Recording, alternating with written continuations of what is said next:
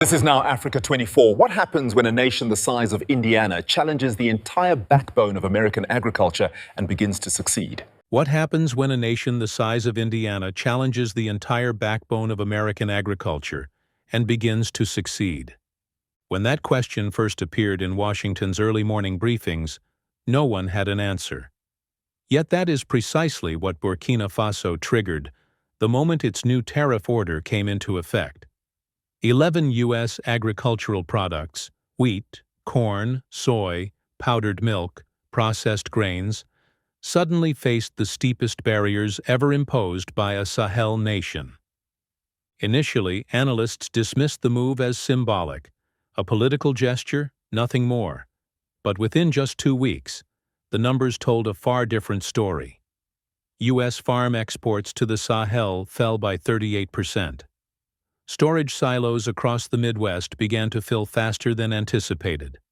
Long-standing contracts that American producers had relied upon for years were canceled without negotiation. And while Washington debated its response, Africa had already adapted, shifting suppliers to Algeria, Russia, Brazil, and strengthening its own internal markets. Burkina Faso issued a calm statement. "We are not pushing America out. We are giving Africa back its own ground." In the markets of Ouagadougou, traders expressed themselves more sharply. "If our land feeds us, no shipment from overseas can starve us again." What began as a tariff dispute was quickly transforming into something much larger, a test of who truly controls the global food chain, and whether Africa would remain a passive customer or emerge as an independent producer. Before we continue, if you want clear, direct updates on U.S.-Africa relations without filters, press like and subscribe now, because the story deepens rapidly. U.S. lawmakers from the Midwest warned the White House that losing the Sahel market could affect commodity prices for months. Quiet frustration simmered in Washington. Meanwhile, in the Sahel, confidence surged. Local farmers finally saw their own grain valued above imported products. Regional leaders called it the first real test of African economic sovereignty. The real turning point came when a leaked memo from Washington revealed a new phrase: Sahel Sanctions Package. The memo signaled retaliation. It signaled escalation. It signaled that the United States now treated this agricultural shift as a direct challenge to its national influence. So we return to the opening question. When a small African nation disrupts America's most politically powerful industry, what happens next? Who is prepared for the cost? The moment Burkina Faso's tariff decree became active, the full scale of disruption began to unfold across 2 continents. 11 U.S. agricultural products, which had flowed into the Sahel for decades, now carried high duties, making them nearly impossible to sell competitively. Wheat imports fell first. Within the first 10 days, shipments bound for West Africa dropped by over 40%. What had once been a dependable export lane for American farmers froze almost entirely. Corn followed. Soy dropped soon after. The 3 pillars of Midwest agriculture were struck simultaneously, and the financial shock spread rapidly through storage networks and farm cooperatives across the United States. While Washington scrambled to understand the economic impact, Africa reacted with remarkable speed. Algeria filled the first gap, offering wheat at a discount through a bilateral arrangement with the AES bloc. Russia, which had quietly expanded its agricultural presence across Africa, redirected Black Sea shipments to the region. Brazil moved to supply poultry and processed foods. Within 2 weeks, the market that had once relied heavily on American produce had replaced nearly half of its supply with new partners. Yet the most significant change occurred internally. Burkina Faso's domestic mills increased processing output. Local grain prices rose for the first time in years, giving farmers a sense of power they had not experienced under decades of import dependency. For many in the Sahel, this was proof that Africa could adapt faster than outsiders believed. For the United States, the losses were no longer theoretical. In Iowa and Nebraska, cooperatives warned that the sharp decline in African demand could push storage capacity to dangerous limits by the end of the quarter. Wheat prices dipped nearly 8%, and soybean contracts for the next season were re-evaluated by traders who no longer considered Africa a stable buyer. A quiet admission spread among analysts. Burkina Faso had struck a vulnerability no one realized existed: the ability to redirect an entire supply chain through political will and regional coordination. The consequences, however, were not only economic. Politically, the event ignited a larger conversation in Washington. Why did a small Sahel nation act with such confidence? What gave it leverage? The answer became increasingly clear. Africa's internal market had matured. The AES alliance, Burkina Faso, Mali, and Niger, had been investing in agricultural independence, irrigation, and regional distribution long before the tariff crisis. What seemed like a sudden blow was the result of months of coordinated policy. Meanwhile, in African markets, the shift was celebrated. Vendors who had depended on imported American goods began highlighting local products. A trader in Bamako remarked, "If the land feeds us, this decision is not a punishment. It is an awakening." In Ghana, commentators debated whether their country should reconsider long-standing trade patterns with the United States. Senecal's farmers openly supported Burkina Faso's move, saying it forced African nations to confront decades of reliance on foreign food. The 11 products, once symbols of U.S. agricultural dominance, had now become symbols of African resistance and renewal. Dubbed the 11 Cuts by some African newspapers, the tariffs created a ripple effect that shocked policymakers abroad. Even as Africa adapted, other challenges emerged. Certain households faced price increases as new suppliers charged higher rates for specialized goods. Transport networks in the Sahel struggled under sudden demand, and regional storage capacity had to expand faster than planned. Yet despite these obstacles, the overall momentum of Africa's agricultural revival outweighed the difficulties. As one economist in Ouagadougou put it, "We are paying a short-term price for a long-term victory." Throughout this period, Washington's frustration grew. Every time the United States expected Africa to buckle under pressure, the continent adjusted instead. Analysts warned that if Burkina Faso's model were adopted by even 3 or 4 additional nations, the U.S. could lose up to $27 billion in agricultural access over the next 3 years. This was the tipping point. The United States realized this was more than a tariff dispute. Africa was no longer waiting for permission to define its economic future.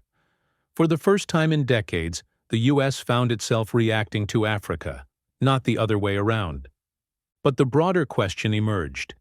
If these first 11 products could shift the balance of power, what would happen when the next list arrives? The leaked Washington document labeled Sahel Sanctions Package circulated globally. What had begun as a dispute over 11 agricultural products was evolving into a full-blown geopolitical confrontation. The memo outlined potential measures, from tightened financial restrictions to reduced aid channels, increased port inspections, and the review of long-standing trade privileges for Burkina Faso and its allies. Within hours of the leak, U.S. commentators framed the issue as a challenge to American authority. Senators from the Midwest argued that the tariffs were an attack on American farmers, urging decisive retaliation. Washington was caught off guard by Africa's speed and clarity. Instead of retreating, Burkina Faso stepped forward. Ministerial spokespeople declared that the country was prepared for any economic or political pressure. They argued that Africa could no longer rely on a system in which imported grain determined national stability. Traore issued a statement widely circulated: "A nation cannot be sovereign if its food comes from the hands of others." That sentence ignited a wave across the continent. In Mali, citizens marched with banners reading, "If Burkina stands, we stand." In Niger, farming cooperatives released a unified declaration supporting the tariffs and calling for similar measures against foreign imports. Ghanaian commentators debated revising wheat and poultry dependency. Across Sahel and Ivory Coast, young activists amplified a message that resonated deeply. Africa must grow what Africa eats. African markets reacted with cautious pride. Farmers finally felt protected. A rice farmer in Burkina Faso said, "This policy is the first time someone in power has chosen us over a foreign shipment." Another in Mali added, "If the soil beneath our feet is good enough, why did we spend decades begging for grain?" Meanwhile, in the United States, emotions rose just as sharply. Farmers from Iowa to Missouri voiced frustration, arguing they were being dragged into a geopolitical conflict unrelated to them. Many feared that if these trends spread across Africa, long-term contracts could vanish. The tariffs exposed a weakness in the U.S. agricultural system: dependence on consistent foreign demand. Analysts on American news networks accused Burkina Faso of aligning with strategic competitors of the United States, suggesting possible influence from Russia, China, or others seeking to chip away at American influence. The White House distanced itself from such claims but did not deny the strategic stakes. Markets reacted too. Futures for wheat and soy fluctuated sharply as investors tried to predict whether retaliation would escalate. Trade associations warned that long-term instability could force reduced production. For many Americans, this was the moment they realized Africa was no longer a passive spectator. It was actively reshaping global agriculture. The most dramatic shift occurred not in parliaments or markets, but in public perception. Across Africa, the idea of self-reliance transformed from a slogan into a movement. Social media buzzed with calls to boycott foreign imports. Influencers and journalists framed the tariffs as the dawn of African agricultural independence. In contrast, American commentators described the situation as the most significant disruption to U.S.-Africa agricultural relations in 50 years. The climax arrived when Burkina Faso announced it was evaluating additional products for future tariffs if pressured further. That statement alone triggered a diplomatic scramble, as Washington feared that an expanded list could accelerate Africa's decoupling from U.S. agricultural dominance. Both sides now stood at a crossroads, politically and psychologically. America felt challenged. Africa felt awakened. The world watched as a simple list of 11 farm products became the spark that transformed a regional policy dispute into an international test of sovereignty and survival. The next urgent question emerged. If economic retaliation escalates, what impact will ordinary people on both continents face in the months ahead? As the confrontation intensified, the impact on everyday life became unavoidable. In the rural Midwest, counties where farming is not only an industry but a culture, a legacy passed from father to son, felt the shock first. Cooperative managers in Iowa reported storage reaching near capacity as corn and wheat shipments bound for the Sahel were canceled. Farmers who had invested heavily in fuel, fertilizer, and labor faced months of uncertainty. A wheat producer from Kansas said on a local radio station, "We are the collateral damage of decisions made far from our fields." That sentiment echoed across rural America. Rising frustration pressured local representatives, forcing them to demand immediate federal intervention. Political tensions deepened as Washington pursued the Sahel sanctions package. Critics warned that retaliation could further destabilize commodity markets. Supporters insisted that a firm response was needed to protect American influence. Meanwhile, U.S. food companies reliant on African markets saw revenue forecasts shift sharply. Some considered layoffs, others pushed for negotiations.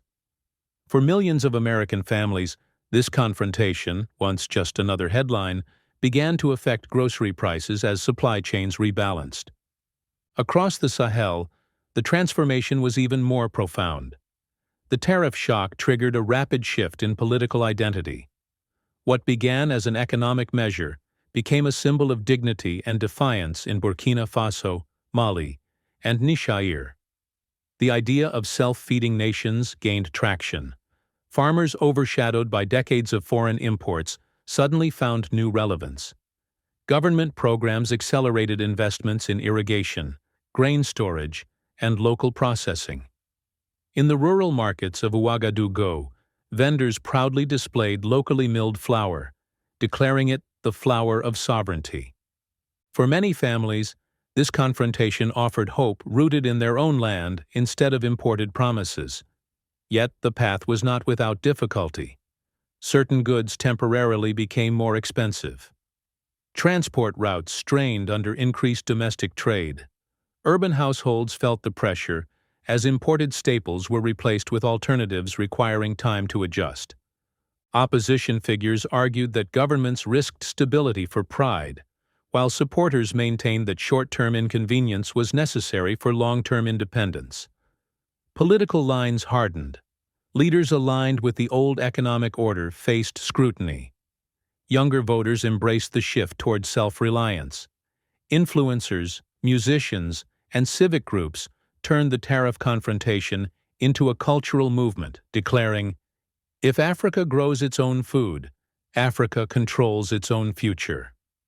The broader African landscape shifted as well. Countries like Ghana and Senegal re-evaluated their dependency on American wheat and poultry. Kenya and Tanzania held public forums on reducing foreign imports. Analysts warned that if even 3 or 4 major African economies adopted similar policies, the global agricultural balance could change within 5 years. Suddenly, sovereignty, once an abstract principle, became tangible. It appeared in every bowl of local grain served at home, every bag of flour milled domestically, every shipment no longer arriving from overseas. For American policymakers, this was alarming. The confrontation was no longer just about lost revenue or disrupted contracts. It was about losing influence over a continent quietly rewriting its economic identity. Civil and political consequences grew on both continents, pushing the dispute toward a decisive moment.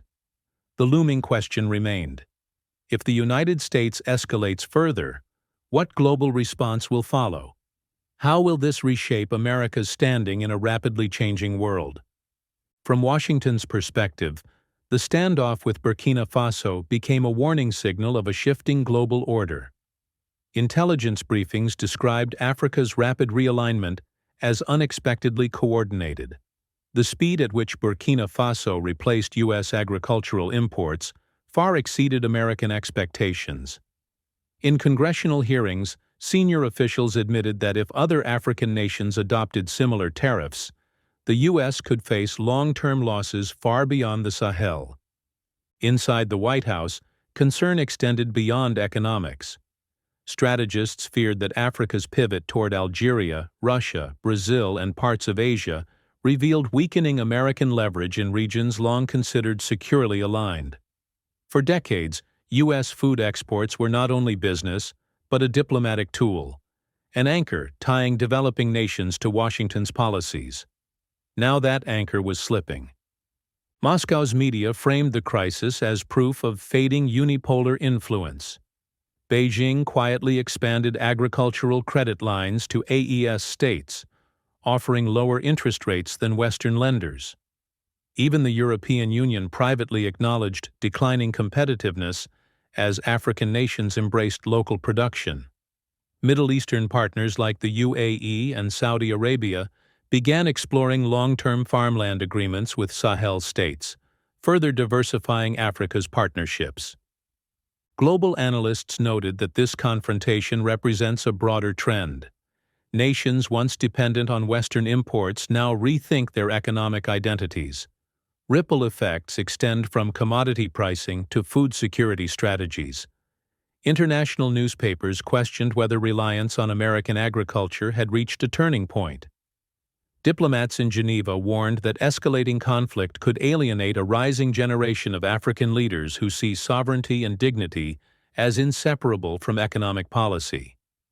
Others in Washington argued that backing down would encourage challenges not only from Africa, but from other regions exploring alternatives to American supply chains. Standing in the middle of this global divide was Burkina Faso, small in territory, limited in military power, yet symbolizing a deeper shift in influence. Policymakers now asked, can the United States maintain its global reach when smaller nations assert independence, as Burkina Faso did? As the world watches, the stakes grow higher. Both sides recognize that the next move may redefine more than trade relationships. It may redefine the geopolitics of food itself. What began as a dispute over 11 farm products has become far larger than anyone expected. Tariffs evolved into a symbolic contest over identity, sovereignty, and the right of nations to control their futures. Across the American Midwest, families feel the weight of decisions made half a world away, fearing that long-standing trade networks may never fully return. Across the Sahel, the mood is different. For many Africans, this moment represents the long-delayed reclaiming of dignity, the chance to build an agricultural system anchored in their own soil rather than foreign dependence. In villages across Burkina Faso, the tariff confrontation is not a crisis, but an awakening. Farmers talk of new pride in local wheat, flour, and production. Many believe that if Africa does not seize this moment, it may not come again. This duality, anxiety in America, hope in Africa, is exactly what makes this turning point historic. If the United States retaliates fully, global consequences could shift commodity flows for years and strain diplomatic ties across the continent. If Washington pulls back, it risks acknowledging a new balance of power, where Africa no longer accepts its traditional place in the global food chain. Leaders worldwide watch closely, calculating who stands to gain and who stands to lose as influence over Africa's markets reshapes. For Burkina Faso, the choice has already been made. For the United States, the next move will reveal how it responds to a world where smaller nations confidently chart their own path. For everyday people from Kansas to Ouagadougou, the months ahead may bring challenges, but also clarity about who truly controls the future of global agriculture. The final question remains, is this the first chapter of Africa's economic independence, or the opening act of a new trade conflict that could reshape global politics? If you stand for fairness and dignity in global trade, press like and subscribe for the next update.